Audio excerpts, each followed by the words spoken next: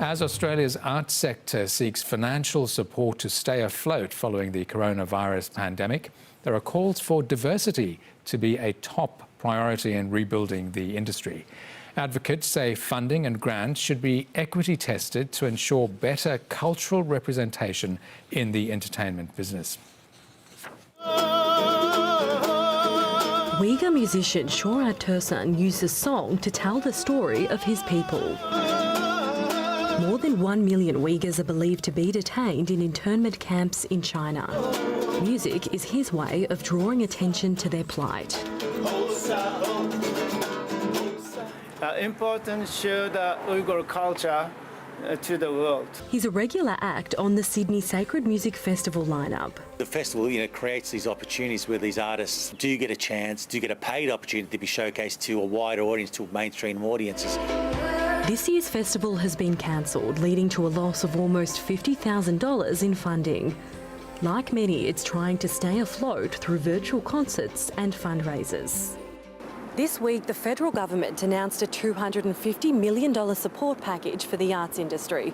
It includes $75 million worth of grants to help the sector rebuild in the wake of the pandemic. There's a lot of artists from diverse cultural backgrounds, and a lot of that money will not reach us. There are calls for the grants to include diversity quotas to ensure artists and entertainers of colour aren't left behind.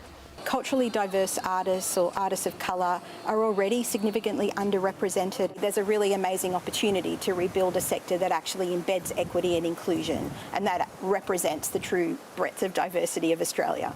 Tina Zaman is working to keep her business, Type 5 Comedy, alive. The program was created to give a platform to comedians of colour. This Ethiopian restaurant was one of the venues they could perform at.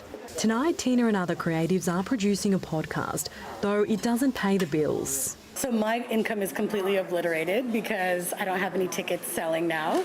Maria Tran found success in the industry 3 years ago when she founded Phoenix Eye, a film production company. Before the pandemic, the team were working out of a studio in Fairfield in Sydney's west. We had a space, so therefore we had more projects, therefore we had more people we can employ. These days, Miss Tran is running the business solo in a makeshift studio from the back of her dad's house. Diversity Arts Australia says it's crucial such businesses are supported. That public discourse around anti-racism that's happening right now, I feel gives us also great hope. Adding calls for more diversity are not new, but now is the time for change. Abbie O'Brien, SBS World News.